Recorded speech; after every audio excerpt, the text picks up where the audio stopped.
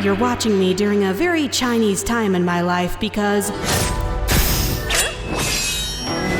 this video is sponsored by Everstone Studio. Honestly, I've been taking on more of these sponsorship opportunities because 1. The economy, 2. Nothing annihilates my writer's block faster than a contractual deadline, and 3. I want an excuse to experience more cool games. In this case, Where Winds Meet, a free-to-play, role-playing action-adventure wuxia experience with MMO-style features that has been low-key beckoning to me since it came out a few months ago, mainly through gaming news and reviews, but I was actually persuaded to give it a shot through subtle messages, like the Steam friend status notification popping up for my mutuals playing it constantly. So when I got the offer, I was like, what the heck, sure. My Steam pals seem to be having fun, along with most of the gamers at large, but I guess some people just haven't heard the good news yet, and they hired me to get the word out because Where Winds Meet is fantastic, fun, and free. Seriously, in an era where some games charge full price to come out half-baked, it's refreshing for something to be accessible, high quality, and packin'. So preemptive bun seal of approval. And if you don't believe me, just give it a shot yourself, because it's literally at the low price of free. But instead of a standard review, I thought I'd just let the game speak for itself mostly and chronicle my 3-day binge of Where Winds Meet, because this game is vast, with ongoing events and updates, such as the Hushy expansion that just dropped. In fact, Where Winds Meet proudly sidesteps the gets good several hours in puddle by showing its true colors out the gate. I was really not expecting all this, because every time I turned a corner, something wild and weird was up in my business. Do not be fooled by the sleek outfits and tranquil scenery. This is a real clown town deep down. So this is not a review.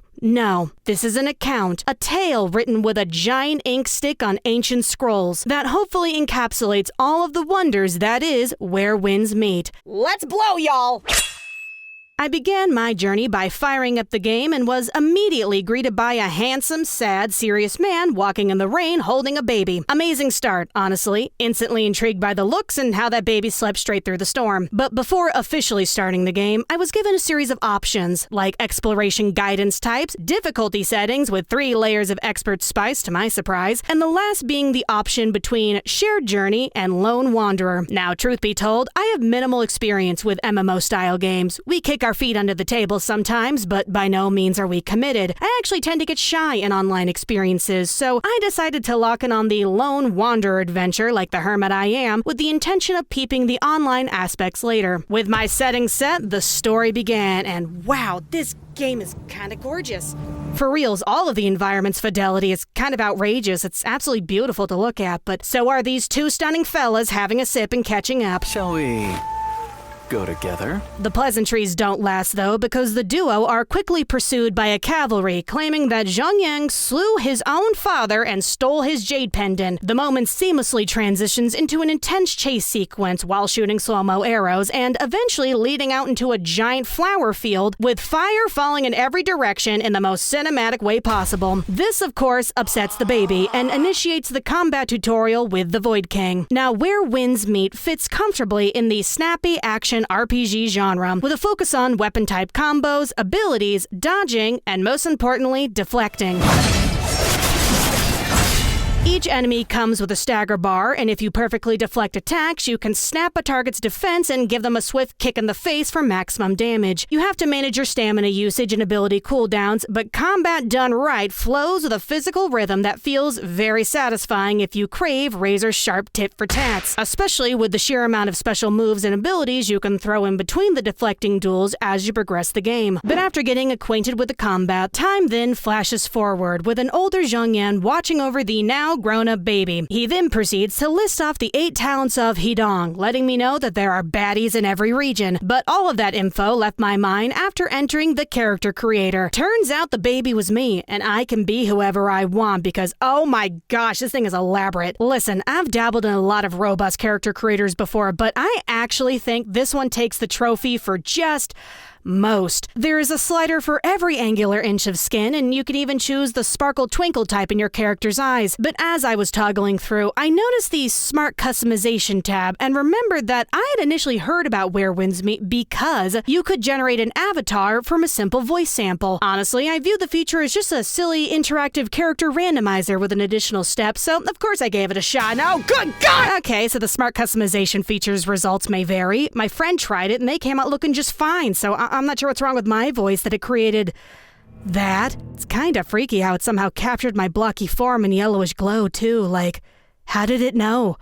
Don't look into its eyes too long, okay? You'll be lost in there. Hello? Hey, come back! Hello? Anyway, the huge variety of options and outfits made it obvious that this is the type of experience designed for looks maxing to the extreme. You could slide in those menus forever if you want to chisel out the perfect OC, but I decided to go for a traditional stubble-having man with a fresh face of makeup just so I had some chill eye candy during the cutscenes, and I was on my way. With my new Wanderer front and center, I got to carve my name onto the precious jade pendant, only for it to be stolen by some men in black who smacked me into involuntary nap. I was then awoken by a sweet, borderline bossy girl named Ruby, who clearly yearns to adventure together, but ultimately just wants to go to the general store. However, I completely forgot about everything at that moment because I got distracted petting a cat. Little did I know, this would become a common occurrence in my adventure. But after learning to leap, look, and lock on, I was finally set free in the open world. I received a map from a nice hat-wearing fella, whose pet bird was also wearing a hat, and within minutes of walking around the lush fields and points of interest in the distance, it became apparent that this is a densely packed world with lots of intricacies. From battling, boosting barometers, and even building, there was no shortage of suggestions within the menus, but I gotta give Where Winds Meets credit for being super streamlined. With efficient brief tutorials and incredibly helpful guidance indicators, I never felt confused on how to access something, and nothing ever felt like it was off limits beyond just my skill level. But with the intent of following the main objective, I was pointed in the direction of a bear, not to ambush it, but to comprehend it. After which I learned Tai Chi so I could throw bears like bowling balls into rocks.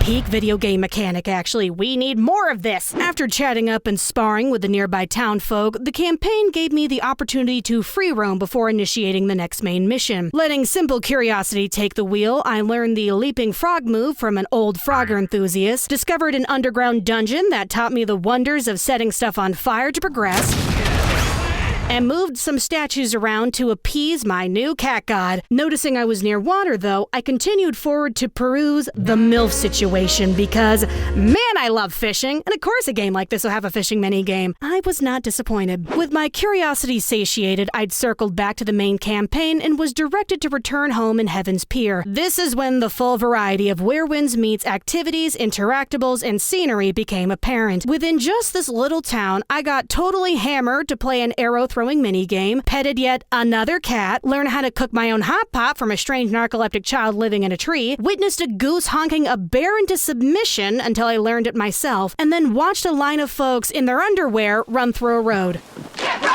Overall, it was an eventful stroll. Venturing further into Heaven's Pier, though, I got to meet up with Miss Han. What is with this Miss Han? It's madam to you. Okay, I didn't know, gosh. Now, I gotta admit that this is where the details of the story started to lose me a bit, especially when Aunt Han asked to pass out the wine and I got the option to let the NPCs drunkenly yap through the exposition. I found this moment rather humorous, and it highlighted just how much detail went into fleshing out the world building. But because this is such an open game, the narrative focus can sometimes feel disjointed since it has to accommodate for the player's freedom and for the fact that the Wanderer is just a curious, brave, adventurous self-insert with a blank slate past. This is not to say the story is lacking, though. It's just easy to forget the specifics of the extended cast when you can get sidetracked from the main story at any turn and dropped into a completely separate storyline with totally different stakes. This is a grand wuxia adventure after all, so there is an abundance of Chinese parables, ancient histories, magical legends, factional feuds, and mundane moments all mixed together on the maps. Luckily, the main story is paced well enough that I was doing something exciting or interesting consistently, and the gist of each encounter was easily understandable. Like, there is a lot of telling, but there is also a heck of a whole lot of showing to go alongside it where I rarely felt bored with or without context. Cause sometimes you just come across a crazy old man on a donkey who poops on you and you just gotta roll with it. Anyway, after meeting up with Aunt Han and serving the new suspicious girly pop in town, I chatted up some dude on a roof vibing with a cat, which is when I noticed the feature to fully converse with the NPCs using an AI bot. Now, obviously, that disclosure set a few alarm bells off in my head, but considering the conversational limitations, the inclusion and optionality of the chat feature ended up feeling like a word salad dialogue more than anything. Like, by no means is this stuff meant to replace the actual writing. There's plenty of that. It's just an extra way to interact and push the conversational boundaries with some of the NPCs hanging around. Immersive, kinda. Quirky, yeah, because this guy just wouldn't stop talking about his cats no matter what. Moving from that, though, the campaign had me befriend a beefed-up wanderer named Killerblade. I completed our little scenic mission trot feeling parched, so I returned to Heaven's Pier and took a big old sip out of the do not drink the wine cauldron surrounded by little dogs because don't tell me what to do. And suddenly, I was a little dog playing mahjong. Poorly, I might add. I'm still learning, so drop your advice in the comments. Let's learn together. I eventually broke through my first level cap with a time combat challenge and zoomed through the rest of the campaign, which had me Pied Pipering ancient zombies, martial arting my way into the spirit realm, then concluded with a tipsy batty beatdown against a blood moon hell backdrop. To be blunt, this was awesome and high-key very sexy. Immediately after, I had an NPC offer to disguise my face, so I figured now would be the time to see how my custom voice avatar looked in these cutscenes. As you can see, the game's presentation is top tier. From the vibrant colors, lush environments, and detailed character designs, Where Winds Meet is a visual treat. Now, the quality can depend on the importance of the scene, like there are occasional brief conversations with wonky lip syncing, but the experience is thoroughly strung together with dynamic cutscenes and cinematic sequences. That is, assuming your wanderer fits the moment. It was a little distracting, always being the prettiest person on screen with my gorgeous eyes and fresh layers of makeup, but nothing could have prepared me for how loud my voice looked. Oh my god, just look at it. I pushed through the next few objectives with this face, from surviving an ambush with a shield and beating a demon horse back to the glue factory. All of this would have been smooth visual sailing if it wasn't for the fact that I kept getting jump scared every time the camera cut back to my face. I somehow stuck with the face long enough to explore a nearby spooky, desolate farm that led me to a spirit-filled cave where I elegantly bounced on drums and then got snatched into a cursed coffin. However, that was my breaking point. The uncanny stare was getting to me, and I edited my appearance back to my old wanderer. But while in the editor, I realized how the game makes money. Through a plethora of flashy outfits, accessories, poses, and frankly hilarious mounts, the price to Aura Farm can be steep, but seems worth it to those who frequently water their crops, if you know what I mean. Truth be told, though, this stuff was irrelevant to me. I'm a gameplay kind of gluten after all. Games that monetize through cosmetics are completely fine with me as long as the fun parts are still playable, and Where Winds Meets definitely knows how to deliver some thrilling gameplay even while looking poor. From free-roaming exploration, linear puzzle dungeons, mini-games galore, and multi-phase boss battles that are exceptionally flashy, there was always something around for me to fight or find, either through casual parkouring or tracking points of interest on the map, totally microtransaction-free. But once I was content with my gear, level, and face, I initiated the chapter finale, and, without spoiling too much, the drama, the action, the raw devastation, and a really trippy boss fight that was also kinda sexy. But you see, the game has a steady, light-hearted tone, mainly accentuated by the wholesome animal humor and twee bonding moments with the cast, like they named the horse Clip-Clop for God's sake. But the story does know when to get heavy for maximum emotional impact. I was legit surprised by some of the twists, turns, and consequences in the chapter finale, but I was even more surprised when I realized how I was hearing about the events after the fact. Were once young heroes in ours, Peter, met with an untimely end. the horse is here. The chapter concluded with a lot of excitement and somber send-offs, but I was eager to get to the next area just to see how vast the game really was. I hitched a boat to the next map zone and found myself in the big city of Kaifeng, featuring the hustle, the bustle, the poverty, and sudden bird battling.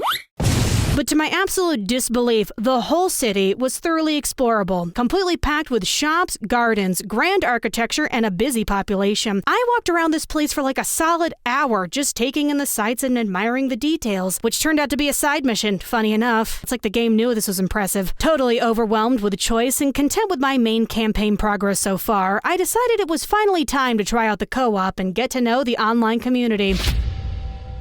So not only is there a massive online mode where you can mingle with the gamers at large, there is also just a normal co-op mode within the solo adventuring if you want a friend to join in to help complete certain quests and bosses. To experience the true co-op flow, I brought my friend Forever KT in. We decided to go do a little dungeon side mission, and on our way to the target, we discovered we could inflict each other with the giggles and chronic itchiness. We, however, did not know how to turn this off. Nevertheless, we made it through the area's trials and tribulations, but since KT KT was recently cast away from Weenie Hot Jr., we were actually severely underleveled for the dungeon's boss, which became very obvious after KT got one shot and I was fighting for my life against an amped up blacksmith. Realizing we were out of our depth, we veered off to take on the Coffin Master, who put up a decent fight but was no match for the power of friendship and pure gamer grit.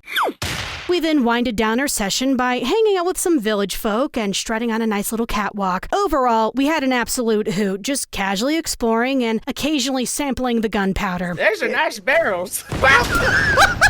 Afterwards, I attempted to be brave and ventured into the shared journey mode by myself to see what the locals are up to. Immediately, I felt underdressed and smelly compared to all the other glammed out wanderers, but my insecurities were quickly healed when a nice player walked by and gave me sparkling butterfly wings. I felt so pretty and loved in that moment. I miss you, kind stranger. Later, I joined a social event on a boat, listened to a group of random folks talk about anime for a few minutes, played dead so no one noticed I was eavesdropping, got nervous, and then left. Overall, chill time for my introverted doe. However, I really appreciate how much Where Winds Meet was designed around the solo journey. There are guilds and content that can be taken on in large groups, but because the online is secondary to the solo adventure, Where Winds Meet community is incredibly friendly. Not a lot of coordination friction can manifest when cooperation is totally optional, so the online is definitely designed to promote socialization above all else. Now, I ended up muting the majority of the community chat channels because I'm a homebody hermit, but I frequently check the signposts left by other players throughout my journey because they were either legitimately helpful, funny, or beautifully braggadocious with the pictures. After my online escapade, though, I decided to lock back into the campaign.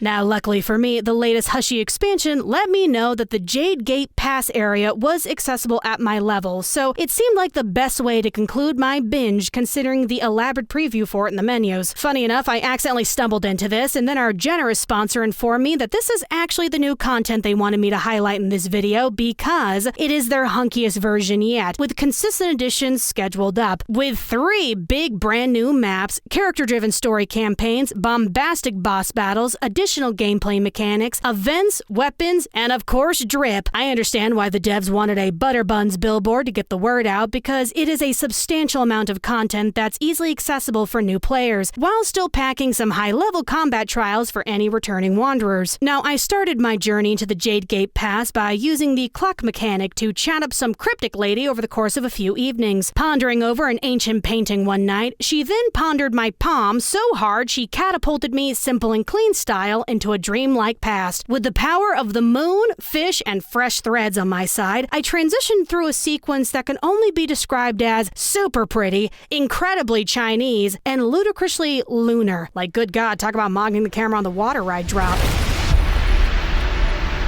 I then awoke in a warp sun-scorched desert littered with reversible time anomaly pockets and man, did I mention this game is just really pretty? Like, come on, we all have eyes. Dang. So I was clearly in some kind of dreamscape memory desert of a forgotten past. Using my newfound time reverse powers, I followed a series of energy balls that paved the way with reanimated flashbacks of a soul's final endeavor in the desert. Following in their tragic footsteps, I drummed some juice back into the spirit flow and successfully awoke an ancient living branched up ship that gave me a full scenic view of the area. And then I was knocked off and watched the ship sail into the sunset because I guess they had better things to do. But the rudeness was immediately remedied because magic fish powers.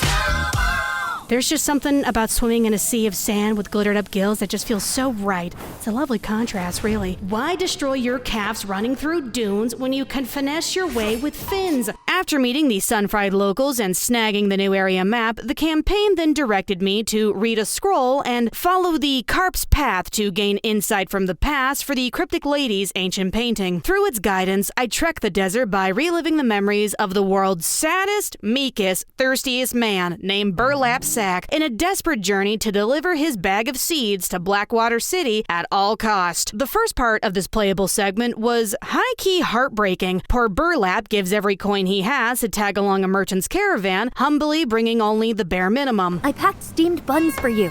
Why'd you take them out? Here.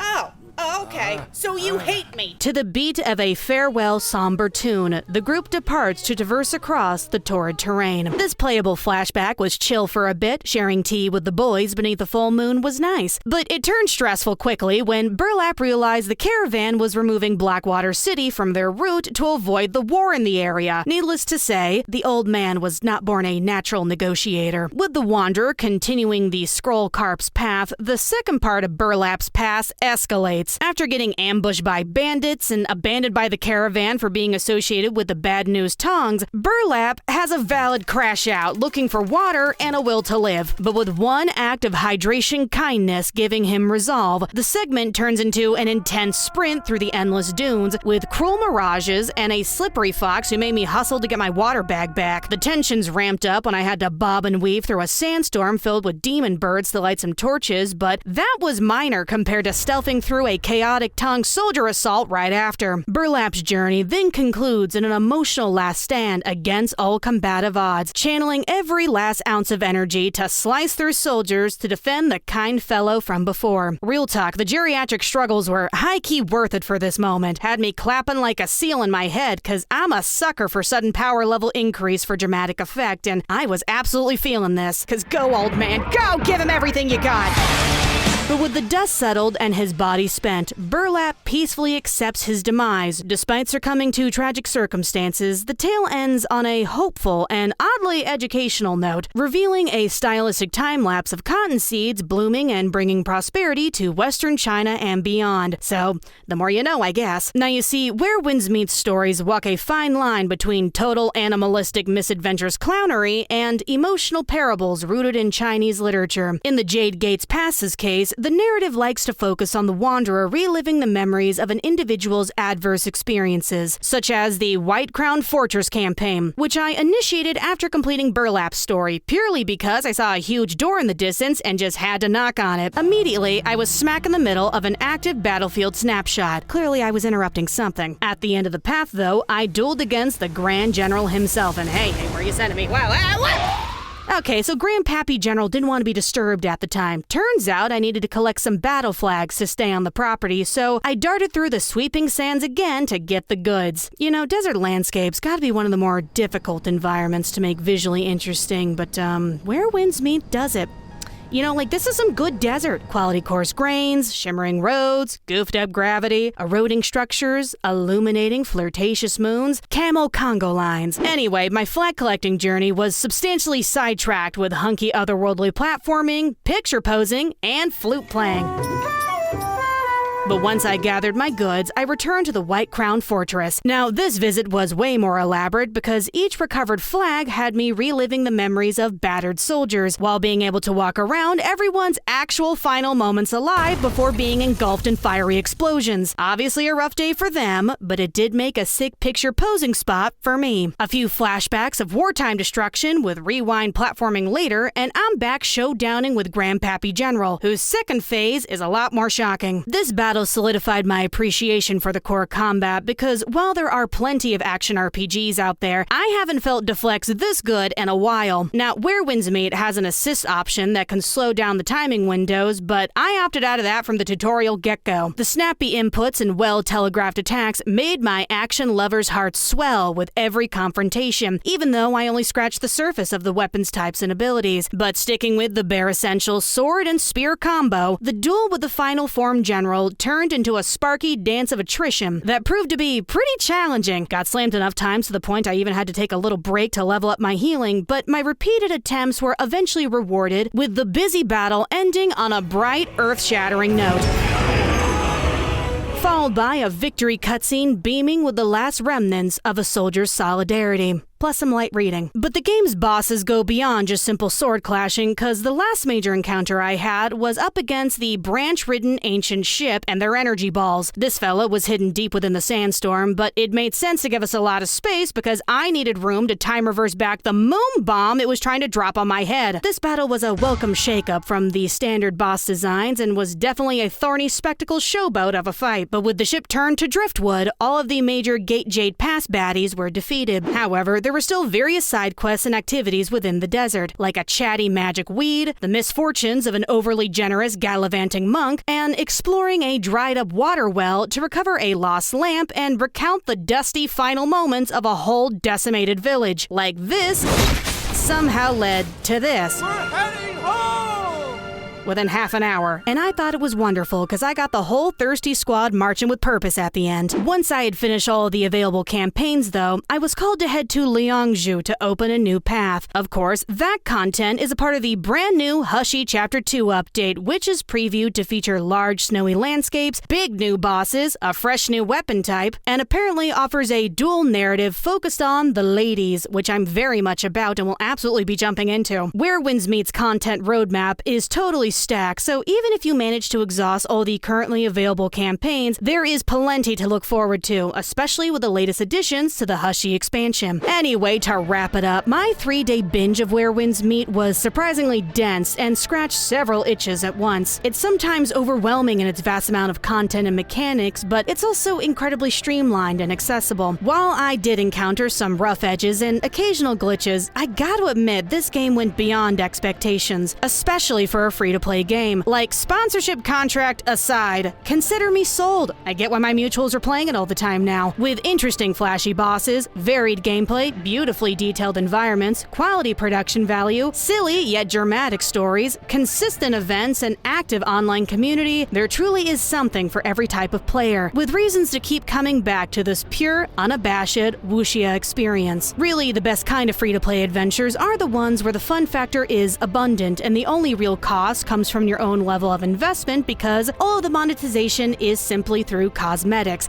of which there is plenty. Strutting on the street with the latest and greatest ain't free, but everything else that really matters for a quality time is. So thank you again, Everstone Studio, for sponsoring this video, and Where Winds Meet is available on Windows, PlayStation 5, iOS, and Android for all those curious to give it a try. Have fun exploring the new Hushy expansion, and give me a holler if you see me around. That's all I got for now, so until next time, gamers, toodles!